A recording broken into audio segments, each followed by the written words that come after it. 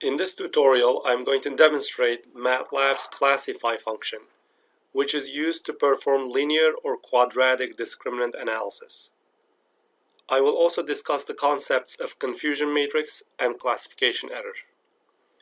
If you are familiar with linear discriminant analysis as a data projection method, the implementation of Matlab's classify function may be different than what you know about LDA as a projection method. Matlab's classify function will not really give you a projection matrix like you would get from a PCA analysis, but rather it will give you a classification model that can be used to classify new test samples into one of the groups that were used to construct the model. The classify function assumes that the data is normally distributed and will also incorporate class prior probabilities in making classifications. So in a way, Matlab's classify function is really an implementation of the Bayesian classifier. If you remember from the Bayesian decision theory, when we formulated discriminant functions for normally distributed data, we concluded that when the classes shared identical covariances of independent and identically distributed features, the decision boundary was linear, which meant that in 1D we can define the boundary as a threshold value. In 2D, we can define the boundary as a line dividing the two-dimensional space. And in 3D, we get a boundary that is a plane. And in higher dimensions, the boundary between classes would be a hyperplane. When the classes have different covariances, the decision boundaries would be quadratic. The classify function will have an option that will allow us to choose between linear or quadratic models. Let's go over the tutorial now. In this tutorial, I'm going to analyze Fisher's iris dataset. This dataset contains measurements from iris flowers. There are 150 samples in this dataset. For each sample, we have the sepal length and width and petal length and width for the flower. The samples are from 3 different species of iris: setosa, versicolor, and virginica. There are 50 samples from each species in the dataset. Our first step is to load the dataset using the load function. The Fisher iris is already available as an MAT file in Matlab. After we load the data, we get a matrix of measurements and a cell array of names containing the names of the species. The data is a 150 by 4 matrix. The 4 columns represent the sepal length, the sepal width, the petal length, and the petal width. In this analysis, we will only focus on the sepal features and ignore the petal information. The first 50 samples are from the setosa species. The second 50 are from the versicolor, and the last 50 are from the virginica species. In the first part of this analysis, I'm going to remove setosa and only focus on classification between versicolor and virginica species. At the end of this tutorial, I'm going to show you how to do a 3-way classification where we include all classes from this dataset. In these lines of code, I am selecting from the measurements and the species only the versicolor and the virginica species and only the sepal length and sepal width, so that I don't have to keep indexing these variables in the later part of the tutorial. Since I'm dealing with only sepal length and sepal width, I can visualize this in a 2-dimensional plot. Let's visualize it and show the versicolor and virginica species in 2 different colors. You can see from this figure that the virginica is a slightly larger flower compared to versicolor, which tends to have a smaller sepal length and sepal width. But the separation is not so clear-cut. There are some versicolor and virginica flowers that have exactly the same sepal length and the sepal width. I'm going to be creating this plot over and over in the later part of this tutorial, so rather than repeating these lines of code over and over in my document, I have created a function handle that collects those commands into a cell array so that whenever I need this plot, I will just call this function handle visualize to class data. The idea behind linear discriminant analysis is to find a line that separates the two classes of samples as best as possible. For this purpose, I'm going to use the fit cdiscr function in Matlab, which stands for fitting or building a classification discriminant function, making use of the features along with the class labels. Fit_cdisc function is able to create models that are nonlinear as well. We'll have to provide the option that we would like to create a linear separator between these two classes. After this function computes a line that separates the two classes, the information about this line is returned to us as a model that contains the coefficients of this line, so that if we would like to plot this line, we can, or if we want to make use of this model to predict new test cases, we can do that as well. Let's first make use of this model to see how it would classify any point in this two-dimensional grid. What we'll essentially do is ask the model how it classifies this point, how it classifies that point, how it classifies that point, and also how it classifies this point, that point, that point, for a large number of points within this space. In order to create some test cases of sepal lengths and sepal widths, I'm going to use the matchGrid function using equally spaced sepal lengths between 4.5 and 8 centimeters, which will span this range of values. And I'll do that at a resolution of 500 such values. For the sepal width, I'm going to go from 2 centimeters to 4 centimeters, and I'm going to use a resolution of 100 such values. I'm capturing the result of the matchGrid function into two variables L and W, and then linearizing them so that they are more convenient to use.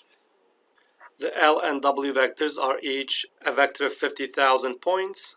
Combining them into a matrix of two columns would give me a matrix of 50,000 by 2. I'll provide this matrix to the model.predict function, which will consider each of these as a different sample and make a prediction based on whether it thinks it's below the line or above the line in the linear model.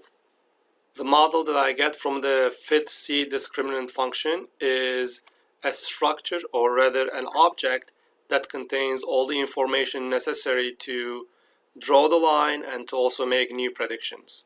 After making predictions for a large number of sample points, I'm going to show the results of the prediction on the same figure using the gscatter function for lengths for those length and width points, and the result from the prediction. I'm going to show one of the classes in red and the other class in blue, and I've essentially colored the entire space in this range, with red showing the predictions for one class and the blue showing the predictions for the other class. By asking the model to classify a large number of samples within this space, we can now visually see where the boundary line between the two classes is. But this is not an ideal way of showing the separation between the two classes. We can be more accurate if we use the equation for that line, which is available inside the model coefficients. The model coefficients is a 2x2 structure array that contains a line separating any two classes. This is a 2x2 structure array because we are dealing with a classification between two groups. If we were to classify among 3 different species, then the result from the model would be a 3x3 structure array. Each of the entries in this structure array contains the coefficients of the boundary between pairs of classes. Let's look at the separator between the first and the second class. It's a linear separator. The discriminant function is described as a linear factor that we would multiply the sepal length and the sepal width with, and a constant term that's an additive term. Using these factors and the coefficients, we can create a line plot using the easyplot function. I'm creating an anonymous function that takes two values representing the sepal length and the sepal width of a sample, multiplying it with the linear term of my model, and then adding up the constant term from the model. And I will show the line for x values between 4.5 and 8, and the y values between 2 and 4, so that it would show me the line within the same figure limits. Running this would now shows me the exact line separating two classes, which is my decision boundary for a two-class classification problem. To summarize, there are two important steps here. The first one was to build a model from our data by calling the fitC discriminant function. And the second step is to make predictions for a number of samples. These could be the same samples that we used to create the model, or some new samples that we would like to use as test cases. The rest of this code is just for visualizing the result. We will have to make very few changes to extend this code so that we create a quadratic model rather than a linear model. The first of these changes will tell the fitC discriminant function that we would like to create a quadratic function instead. So that's going to be replaced with quadratic option. The second difference is that when we show the line, it's no longer going to be a straight line, but rather it's going to be a quadratic function. So we need to extract 3 coefficients from the list of coefficients in the model. And that's exactly what I'm doing next. I'm creating a new model from the same data, but now using the quadratic option as the discriminant type. We get a model object. We make predictions using this new model on the same set of samples that we created from the mesh grid function, and then visualizing the results on the two-dimensional figure. And then we will also visualize the decision boundary, which will be a curve rather than a straight line. We extract an additional coefficient which represents the quadratic term in the discriminant function. Let's run through this block and see the result. We have created a scatter plot of our predictions for the samples in the grid, and on top of that let's show our old samples.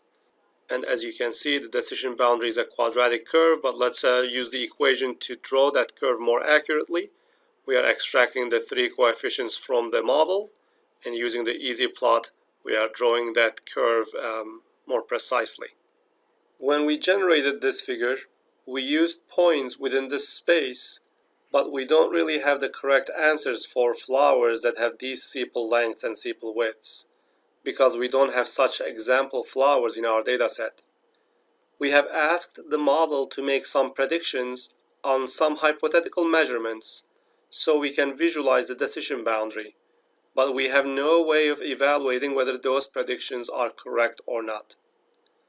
What we could do instead is to ask the model to make predictions on the original dataset that was used to build the model in the first place, and evaluate whether it gives us the correct answers for each flower in our dataset. Here I'm asking the model to make predictions again, but now provide the original sepal length and the sepal width of the flowers in the dataset, and storing the result in the pred variable. I then compare these predictions with the correct species names to see which ones are correct. The IBAD variable is a logical vector indicating which of the predictions are incorrect. I can show these misclassified samples on the same figure. The samples that don't stay within the range that is indicated by the quadratic discriminant line are essentially misclassified. These cases are the sacrifices that the discriminant function has made in order to have an overall better performance on the remainder of the samples. To find out exactly how many samples I have misclassified, I'm going to take the summation of the IBAD variable, which is a logical array. So for 29 out of 100 cases, the quadratic model has given an incorrect answer. Dividing that with the total number of samples, which is really 100, I get a 0.29 misclassification rate. This is also known as the error rate. The accuracy of the predictions is essentially 1 minus that, which is 71%. The error rate and the accuracy are only 2 of the many ways of evaluating the performance of a classification model. There are other ways to evaluate the performance of the classification. The confusion matrix provides a nice summary of what the discriminant function has done for each class. In Matlab, we can use the confusion mat function and provide to it the correct group labels and the predicted class labels. The confusion mat function will compare the two inputs and return back to us a confusion matrix indicating how many of each class are predicted as which of the other classes. In this confusion matrix, each row shows the correct label and each column shows one type of prediction. The first row shows the versicolor and the second row shows the Virginica samples. Out of the 50 versicolor samples, the quadratic model has predicted 37 of them correctly into versicolor, and it has incorrectly classified 13 of them in the other class. Out of the 50 Virginica samples, the model has correctly predicted 34 of them, and it has misclassified 16 of them as versicolor. We can see the confusion matrix graphically by making use of the confusion chart function. The inputs are the same. We provide the correct group labels and the predicted classes. Again, we see the same matrix. Out of the 50 versicolor species, the model has correctly classified 37 of them. It has incorrectly classified 13 of them into Virginica class. Out of the 50 Virginica species, it has correctly classified 34 of them, and it has incorrectly classified 16 of them as versicolor. We can ask the confusion chart to show us normalized values, meaning percentages out of each class, and we see that 74% of the versicolor samples are classified correctly, whereas 68% of the Virginica samples are classified correctly. Out of the versicolor predictions that our model has made, 70% of them were correct. Out of the Virginica predictions that our model has made, 72% of them were correct. In some classification problems, we may indicate one of the two classes as a positive class and the other one as the negative class. For example, if we build a model that can predict Alzheimer's disease, we may consider having Alzheimer as being a positive sample and not having Alzheimer as being a negative sample. By allocating one of the two classes as positive, we can calculate additional performance metrics as shown on this Wikipedia page. The confusion matrix shown on this Wikipedia page has a different format than the confusion matrix that we saw in Matlab. It is basically a transposed version of the matrix that we have in Matlab. Here the true class labels are shown in columns, whereas they were shown in rows in Matlab. Looking at these definitions of different metrics, let's for example calculate the specificity of our classification model. Specificity represents the ability of our classification model to correctly detect the negative samples. It is defined as the number of correctly negatively predicted samples out of all the negative samples. In other words, it is defined as the true negative divided by the sum of true negative plus 4 positive values. In the iris dataset we used in our classification problem, we don't really have the notion of positive or negative. For the sake of this example, let's arbitrarily say being versicolor is the positive class and Virginica is the negative class. Let's now mark each of these regions into their true or false and positive or negative categories. Positive or negative is about the prediction. Here the versicolor column is our positive predictions and the other column is our negative predictions. When you see a term like false negative, the second part indicates what the prediction was. The first part indicates whether that prediction was correct or not. True if it was and false if it wasn't. This region contains the samples that we predicted to be negative and we were correct. This region contains the samples that we classified as being negative but we were incorrect. So this is the false negative region. This region contains the samples that were positive and we correctly classified them. So they are the true positives. And finally, this region right here are the samples that we classified to be positive, but we were incorrect. So these are the false positives. If we now go back to the definition of specificity, it is 34 divided by 34 plus 16, which gives us 68%. Let's also find out the value for the sensitivity, which is the ratio of true positives over all the correct positives, which would be TP37 divided by 37 plus 13, giving us 74%. So far in this demonstration, we have only done classification between two classes of samples.